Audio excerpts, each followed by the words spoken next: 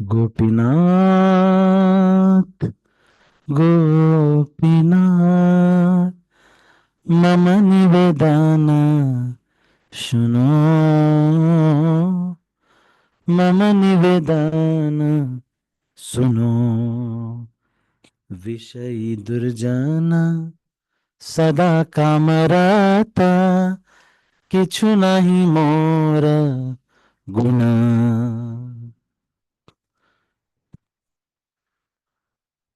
तो इसमें अपनी विनम्रता को व्यक्त करते हुए श्रील भक्तिविनोद ठाकुर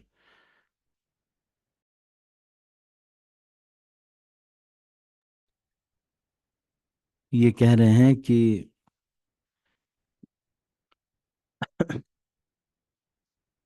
मैं एक विषय की भांति हो गया हूं।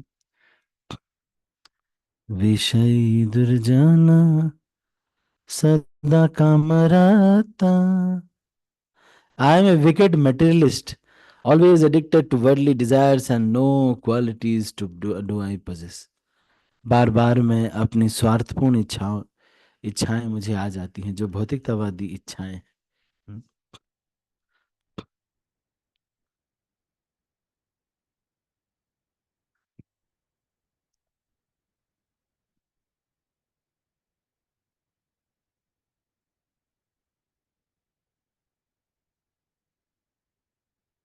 तो भौतिकतावादी इच्छाएं, फिर सदा काम रहता, फिर वही सारी इच्छाओं की पूर्ति कर लेते, अपना फायदा। What is in it for me. मैंने आपको बताया था काम का मतलब क्या है। आत्म इंद्रियों की प्रीति, अपने इंद्रियों की जब जब संतुष्टि के लिए हम कार्य करते हैं तो वो होती है क्या, काम वासना। तो ये कोई जरूरी नहीं है कि काम का मतलब कोई स्त्री पुरुष संग ही है। काम का मतलब ये भी है कि जब जब हम अपनी इंद्रियों को संतुष्टि के लिए कार्य करते हैं, अपनी इंद्रियों की संतुष्टि, तो मैं जब अपने इंद्रियों की संतुष्टि के लिए कार्य करूंगा तो वो सब काम में ही आएगा। तो सदा काम रहता किछु नहीं मोर गुण। कोई गुण मुझे दिख नहीं रहा है। तो ये सबसे पहला स्टेप ये है कि जो बहुत ही धीरे धीरे एक साधक है भक्त, उसके अंदर सेल्फ इंट्रोस्पेक्शन का एक गुण आ जाएगा। जब भी कुछ होता है, कुछ भी रहता है, तो वो खुद को ऑब्जर्व करता है कि मेरे अंदर क्या कमी रह गई। किसी भक्त से संबंध खराब हो गए, या फिर कोई भी घटना नहीं भी हो रही है तब भी वो अपने आप को ऑब्जर्व करता है, सेल्फ इंट्रोस्पेक्शन करता है। और उस सेल्फ इंट्रोस्पेक्शन का अपने अंदर अपने अंदर दुर्गुण खोजने वाले जो ऐसे भक्त के अंदर धीरे धीरे सबसे पहले तो यही अपने अपने अंदर कमियां दिखने लगती हैं बहुत। इससे पता चलता है कि वो बहुत विनम्र हो गया है। वो खुद अपने ही अंदर, कई बार जबरदस्ती तो बता देते हैं लोग कि मैं जानता हूं मेरे अंदर भी गलती है, लेकिन लेकिन ये जो इन्होंने किया है वो बहुत गलत है। तो फिर भी, लेकिन जो भक्त होता है वो अपनी जो कमियां हैं उसको देख करके बहुत ज्यादा उसको लगता है कि अरे ये में तो बहुत गलत है। गोपीनाथ मम निवेदन सुनो, विषयी दुर्जन सदा कामरत किछु नाही मोर गुण। गोपीनाथ আমার ভরসা তুমি, তোমার চরণে লইনু শরণ, তোমার কিঙ্কর আমি। हम्म। गोपीनाथ केमने शोधिबे मोरे, ना जानी भक्ति कर्मे जड़मति, पड़े छी संसार घोरे। तो भगवान जो हैं ये कह रहे हैं कि आपके चरण का ही मुझे एकमात्र आश्रय है भगवान। केवल आपके चरणों का ही आश्रय है। क्यों? क्योंकि सब लोगों से इतना ट्राई करे लेकिन कोई हृदय शुद्ध नहीं कर पाता। मैं आपको बताऊं, सारे जो देवी देवता हैं वो भी कोई इंद्रियों सब कुछ दे तो सकते हैं, पर हृदय शुद्ध करने का डिपार्टमेंट केवल और केवल भगवान कृष्ण, राम इत्यादि उनका है। आप देखेंगे कि बहुत सारे, जैसे रावण था, शिव जी का अनन्य भक्त था, लेकिन उस भजन की वजह से उसका हृदय शुद्ध नहीं हुआ। कालनेमी या फिर कंस दुर्गा देवी का बहुत अनन्य भक्त था, लेकिन उसका हृदय इससे शुद्ध नहीं हुआ। लेकिन आप देखेंगे कि भगवान कृष्ण की भक्ति करने वाले ध्रुव महाराज, 6 महीने के अंदर ही उनके अंदर ये आ गया, कांचन विचिनवन वरम न याचे, है ना, ये एक श्लोक है, वरम न याचे। वो ये कह रहे हैं, क्या कह रहे हैं, ध्रुव महाराज कह रहे हैं कि भगवान, आपको स्थानाभिलाषी तपसि स्थितोस्मि, स्थितो हम, त्वं प्राप्तवान् देव मुनीन्द्र गुह्यं, काचं विचिन्वन् अपि दिव्यरत्नं, स्वामिन् कृतार्थोस्मि वरं न याचे। वो क्या कह रहे हैं, when he was being blessed by the Supreme Personality of Godhead, Dhruv Maharaj said, "Oh my Lord, please, because I was seeking an opulent material position, I was performing severe types of penance and austerity. Now I have gotten you, who are very difficult for great demigods, saintly persons, and kings to attain. I was searching after a piece of glass, but instead I have found a most valuable jewel. Therefore, I am so satisfied that I do not wish to ask any benediction from you." तो ये हरि भक्ति शुद्धोदय के 7वें अध्याय का 28वां श्लोक है, जिसमें ध्रुव महाराज ये कह रहे हैं कि मुझे अब कुछ नहीं चाहिए, आप प्राप्त हो गए और मुझे कुछ नहीं चाहिए।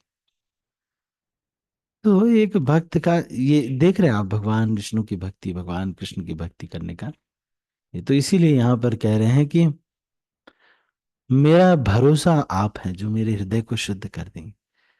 कितना मैंने ट्राई किया, लेकिन मैं उतना निस्वार्थ नहीं हो पाया, बहुत ट्राई किया। विषयी दुर्जन सदा कामरता, किछु नहीं मोर गुना, गोपीनाथ আমার ভরসা তুমি,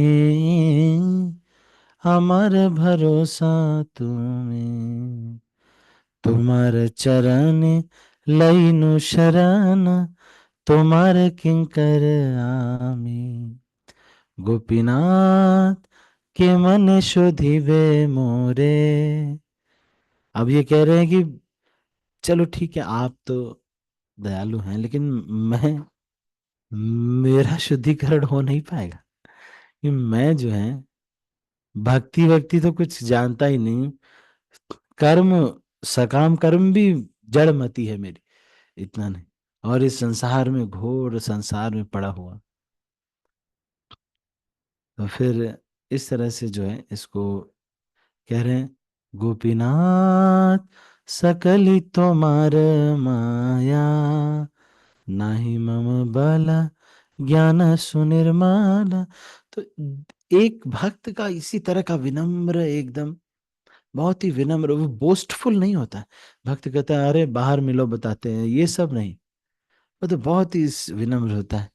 कितना भी कुछ भी हो जाए तो भी वो विनम्र होता है। ऐसा नहीं कि बहुत गलत किसी ने कर दिया तो वो कहता है कि है, इन्होंने हमारे साथ किया अब देखो, या फिर ऐसे कि मैं वैष्णव हूं, आपने मेरे प्रति अपराध किया ना, अब देखो तुमको वैष्णव अपराध लगेगा। एक भक्त तो अपने को वैष्णव मानता ही नहीं है। जो अच्छा भक्त होगा वो तो कहेगा कि मैं तो भक्त नहीं हूं, मैं तो भक्त बनने का प्रयास कर रहा हूं मैं।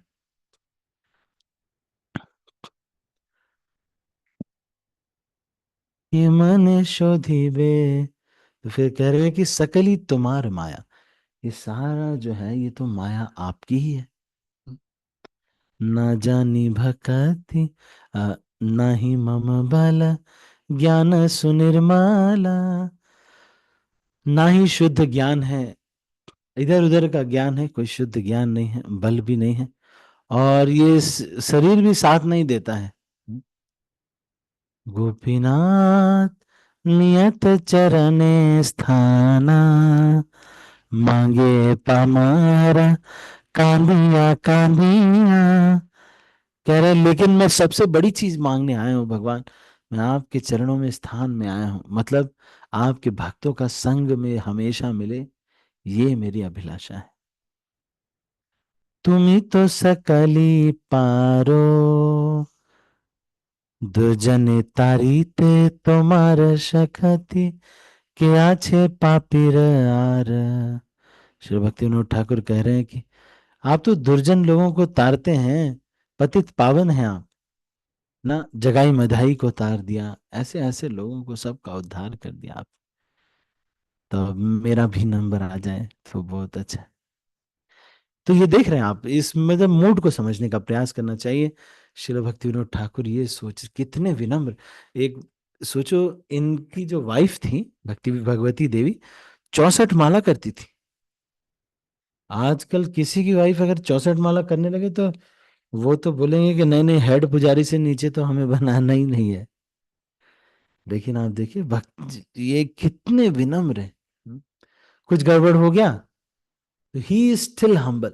मेरे गुरु महाराज जी ये कहते हैं, Krishna is always on the humbler side. भगवान, जो भक्त विनम्र होता है, मान लो किसी ने कुछ कहा, हम विनम्र होकर सह गए, तो फिर क्या होगा? तो कृष्ण हमारी तरफ चले आएंगे उस विनम्रता में, बहुत आनंद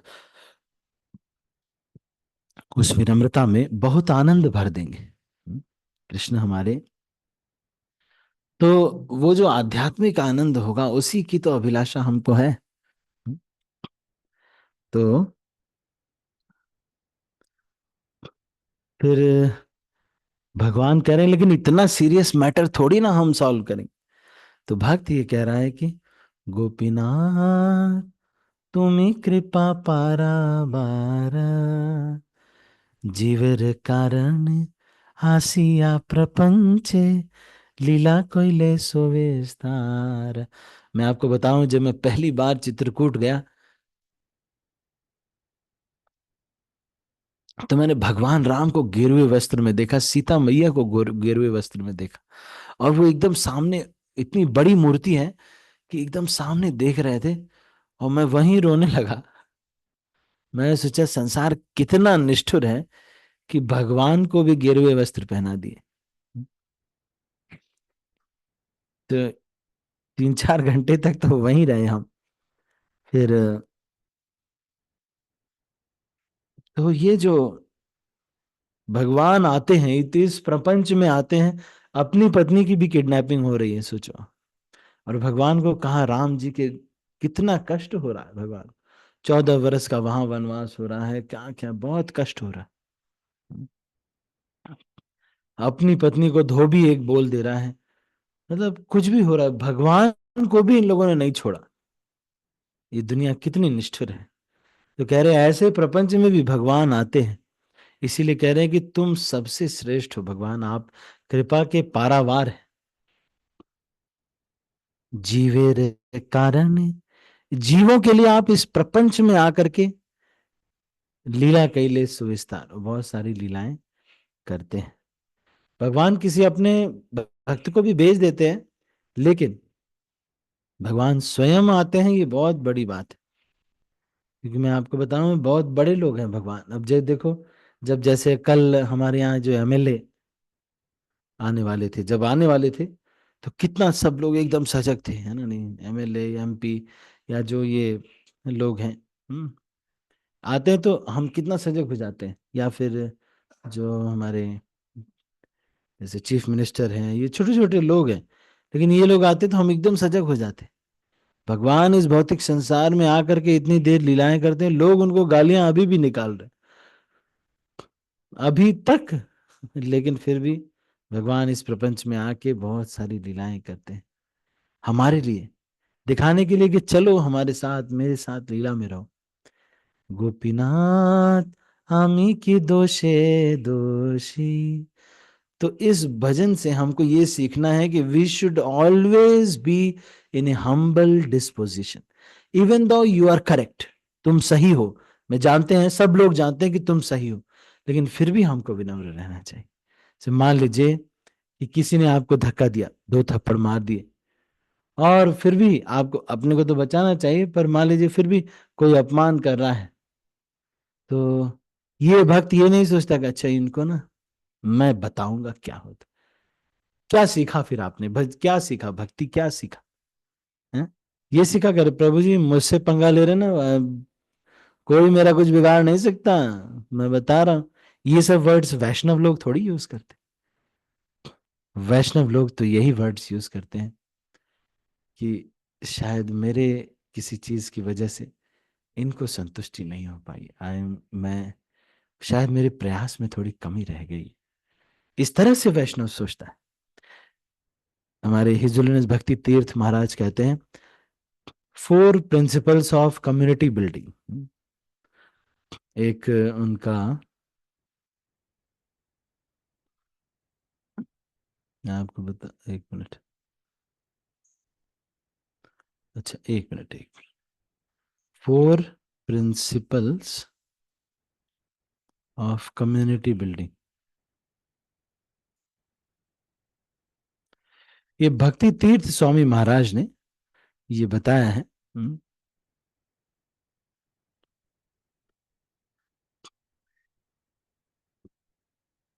अब देखिए भक्ति तीर्थ स्वामी महाराज क्या करें प्रिंसिपल्स ऑफ कम्युनिटी बिल्डिंग में, टू ट्रीट एवरीवन you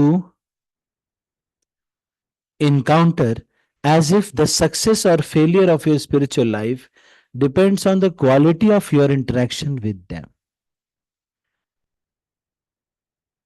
मतलब कि आप ये जब भी कोई हमसे मिले तो ये सोचना चाहिए कि ये जो हमारी वार्तालाप है, मेरे आध्यात्मिक जीवन में मैं सक्सेसफुल होऊंगा कि नहीं होऊंगा, ये इस बातचीत पर ही निर्भर करती है। ऐसा। फिर second thing, think of the person you love the most and aspire to treat everyone with that same quality of love। जिस व्यक्ति से आप सबसे ज्यादा प्रेम करते हैं, उस तरह से सबके साथ प्रेम करने का प्रयास कीजिए। क्यों? क्योंकि कौन आपका रिश्तेदार है आपको मालूम नहीं। Third, view all conflicts as your own fault first. ये वाले सिद्धांत पे मैं आपको बताना चाह रहा था कि जब भी कुछ भी होता है, कोई भी कॉन्फ्लिक्ट होता है, भक्त ये सोचता है मेरे से ये गलती रह गई, इस वजह से ऐसे हुआ। एक भक्त को मैं जानता हूं जो कि इस तरह से, वो हमारी तरफ से, मतलब वो हमेशा यही बोलता रहता है, he is so humble, always remain humble, हमेशा विनम्र रहो। कभी भी कितना भी बड़ा कर लो, कुछ भी कर लो, लेकिन कभी भी बोस्टफुल मत रहो, अपने को बड़ा मत बताओ, चाहे कितना भी हो जाए। और कभी भी ये मत सोचो कि मैं बाहर मिलूंगा ये बताऊंगा उनको। Fourth, realize that that people in your present environment might very well be the people with whom you will live out your life and who are likely to be with you at the time of death। ये भी हो सकता है कि आज जिन लोगों के साथ आप रह रहे हैं वही वो लोग हों जो मरते समय आपके साथ रहेंगे। हम्म, तो ये बहुत ही सुंदर सिद्धांत शिल भक्ति तीर्थ स्वामी महाराज इसको देते हैं। ठीक है।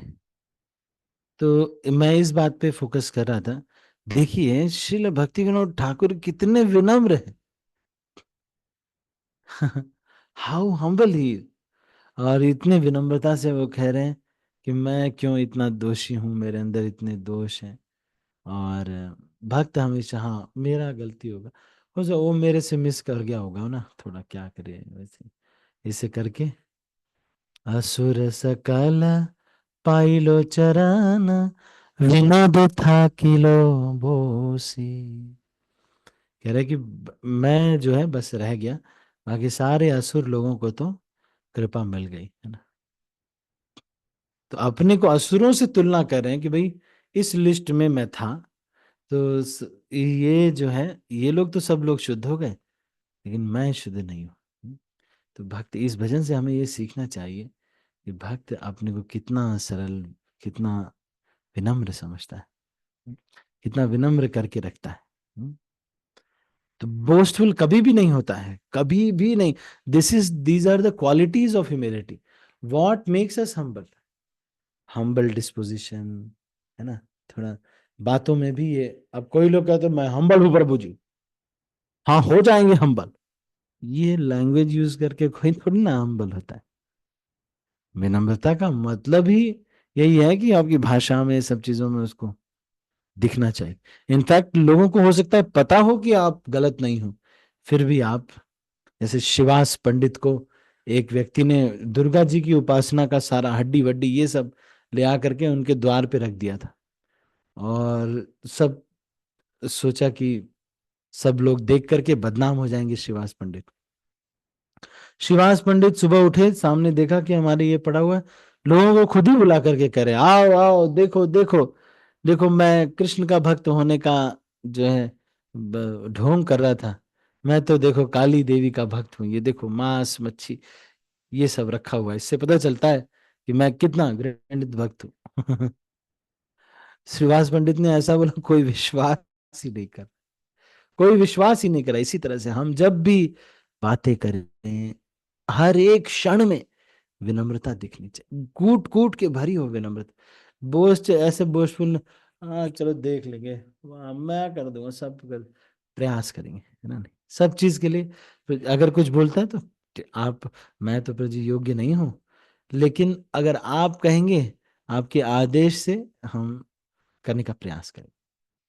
ऐसा भी नहीं है कि हम कोई भी चीज ले ही ना, हम कहें प्रभु जी हम लेक्चर नहीं दे सकते ना, ना दे सकते प्रभु जी, हम तो अभिषेक नहीं कर सकते प्रभु जी। ऐसा नहीं है, हमको भी बोलना है कि मैं तो वैसे प्रभु जी योग्य नहीं हूं, लेकिन आपके आदेश पे शक्ति होगी और मैं प्रयास करूंगा कि मैं इसको करूं। ठीक है। तो ये हम थोड़ा यहाँ पर हर क्षण में humble disposition in all the actions of our. अब जैसे भक्तों को भी बुला रहे, ओए हरिबोल, ओए, ओए इधर आना अबे, ओए। ऐसे जो बुलाते हैं ऐसे नहीं बुलाना चाहिए। हरे कृष्णा प्रभु जी, बैठी प्रभु जी बैठी, है ना। प्रभु जी ये मैं कह रहा था ऐसे कर ले तो क्या ठीक रहेगा क्या, इस तरह से बात करना चाहिए। हम एकदम अपने को समझ रहे हैं कि बहुत बॉसी रहने पर, और हम कई बार कह देते देखो भाई मैं तुम्हारा मैनेजर हूं ना, इसलिए मैं ऐसे बात कर ले रहा, ऐसा नहीं। किसी भी वैष्णव से बहुत हम्बल डिस्पोजिशन में बात करना चाहिए। ठीक है। तो अभी इसको हम यहीं पर क्लोज करें। मैं जानता हूँ बहुत सारे लोग रात में काफी लेट तक सेवा किए होंगे। आज शिला प्रभुपाद जी का प्राकट्य दिवस भी है, तो आज नंदोत्सव है। आप देखेंगे, मैं सोचा कुछ भक्त आ जाए, तो आज मंदिर में बहुत अच्छा सेलिब्रेशन भी होता है, और साथ में जो है अ, आज दोपहर तक फास्टिंग रहती है नंदोत्सव। नंदोत्सव में आज बहुत बड़ा फीस्ट होता है, क्योंकि कल तक तो अनाज नहीं खा रहे थे, तो आज दोपहर 12 बजे के बाद सब लोग अनाज भी खाते हैं, और बहुत दूध दही इत्यादि खूब सेलिब्रेशन होता है, छाछ इत्यादि इन सब चीजों से। साथ में नंदोत्सव की वजह से प्रभुपाद जी को कचौड़ियाँ, खिचड़ी और कुछ कुछ चीजें बहुत पसंद थी, तो इसलिए जो भी चीजें प्रभुपाद जी को पसंद है वो सारी चीजें आज मंदिर में बनाई जाती हैं, और फिर भगवान को अर्पित किया जाता है।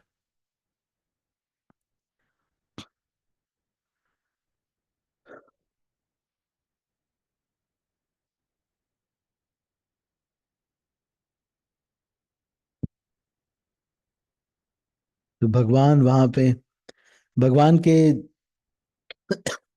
जो ये नंदोत्सव है इसका स्पेशल वर्णन खूब आता है कि किस तरह से लोग जो है दही दूध एक दूसरे के ऊपर फेंक रहे हैं, और भगवान की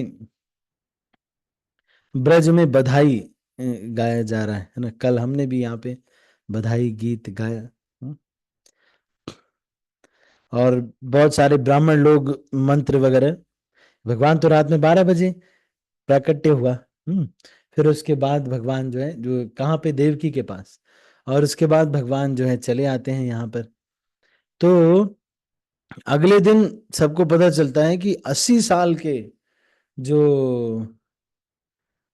80 साल के हमारे, क्या नाम है, नंद बाबा को बच्चा हो गया है।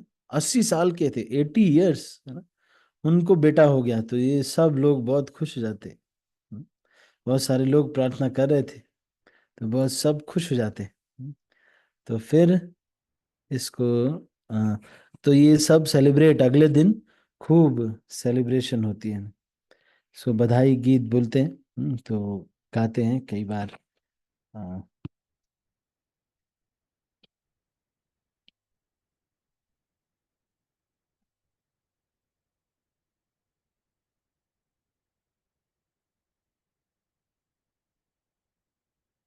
देखो मैं आपको ये बताता भी हूँ। दिस इज, थोड़ा होगा मेरे पास तो। ब्रज में इसको गाते। ब्रज में हो रही जय जयकार, नंद घर लाला जायो है। ऐसे गा रहे हैं ना। नहीं, लाला जायो है नंद घर, लाला जायो है। ब्रज में हो रही जय जयकार, नंद घर लाला जायो है। ब्रज 84 कोस में भैया, सब ही कहे धन्य यशोदा मैया। 80 साल आयु में सुत, ऐसो जायो है। ब्रज में हो रही जय जयकार, नंद के लाला जायो है। सारे शिव ऋषि महात्मा आ गए, है ना। और सब लोग आकर के दर्शन करना चाह रहे हैं भगवान के, है ना। भगवान कितने सुंदर होंगे ना, अपने बच्चे आजकल कितने सुंदर हमारे जो कांग्रेगेशन डिवोटीज है, कभी मेरे पास लेके आते तुम्हें, देख तो इतने अच्छे सारे बच्चे हैं, है ना। नहीं, कल यहाँ पे बहुत सारे कॉम्पिटिशन्स थे, तो कई सारे ऐसे थे जो राधा कृष्ण बन के आए थे। एक बिटिया को फर्स्ट प्राइज जिसको मिला, मतलब फैंसी ड्रेस कंपटीशन में, वो इतनी अच्छी लग रही थी। राधा रानी के ड्रेस में आई थी, डांस भी किया उसने, और राधा रानी के जैसे एक मटका लेकर के आई थी। तो शी वॉज सो ब्यूटीफुल। तो हमारे बच्चे, अपने सोचो, कृष्ण और राधा रानी कितने सुंदर हो। एक बार देख ले तो फिर मन ही भर जाए, मन ये कह रहे कि भाई बस यही रहे ये, है ना। नहीं, तो मैं और यहाँ के जो एमएलए कैंडिडेट रहे, वो हम प्राइज डिस्ट्रीब्यूशन कर रहे थे। बच्चे कुछ आते हैं कुछ, तो it was a wonderful experience. I was, तो मैं ठीक है। और श्रील प्रभुपाद जी का प्राकट्य भी आज है, तो आप इसके बारे में भी पढ़ सकते हैं। शिला प्रभुपाद अभय चरण डे के नाम से 1896 में शिला प्रभुपाद जी का कलकत्ता में जन्म हुआ। उनके पिताजी का नाम गौर मोहन डे, और माता का नाम रजनी देवी। तो ये कपड़े की शॉप थी इनकी, पर ये शुद्ध भक्त थे। अपने बेटे को राधा रानी का भक्त बनाना चाहते थे। जिस समय शिला प्रभुपाद प्रकट हुए, उसी समय एक ज्योतिषी ने बोल दिया था कि ये आगे चलकर 108 से ज्यादा मंदिर बनाएंगे। और 1896 में ही शिला प्रभुपाद ने श्री भक्ति विनोद ठाकुर ने चैतन्य महाप्रभु के ऊपर एक पुस्तक मैकगिल यूनिवर्सिटी कनाडा के लिए भेजी थी। और फिर तो शिला प्रभुपाद बचपन से बहुत नटखट थे। और इनको पिताजी धनाढ्य थे, तो इनको लेके जाते थे, एक व्यक्ति को हायर किया था जो इनको स्कूल लेके जाता था। और भगवान राधा गोविंद का विग्रह था वहां पर, जहां पर मंदिर था, वहां ये अक्सर जाया करते थे शिला प्रभुपाद। और शिला प्रभुपाद बहुत घूर घूर के उसको, विग्रह को देखा करते थे। और कई बार शिला प्रभुपाद पुरी जाने का जो ट्रेन है उसको पता किया करते थे। वो चैतन्य महाप्रभु के जगन्नाथपुरी जाना चाहते थे बार बार। क्योंकि वहां पर चैतन्य महाप्रभु ने बहुत समय लीला की है। हम्म। और 1901 में शिला प्रभुपाद ने अपनी छोटी बचपन में ही सबसे पहली जो रथ यात्रा है वो की। उस समय 1896 के बाद शिला प्रभुपाद 5 साल के थे। तो 5 साल पे शिला प्रभुपाद ने पहली रथ यात्रा ऑर्गेनाइज की, और सारे बच्चों को बुला करके, और जितनी भी मदर्स थी उनको एंगेज किया 56 भोग वगैरह बनाने के लिए। और फिर अपनी सिस्टर जो थी भवतारिणी, उनकी जो सिस्टर थी, उनको लिए स्पेशल प्रसाद बनाया गया, और फिर रथ यात्रा में ये जो है प्रसाद वितरण किया गया। हम्म। तो कॉलेज के समय में राधा रानी दत्त से उनका विवाह हुआ 1918 में।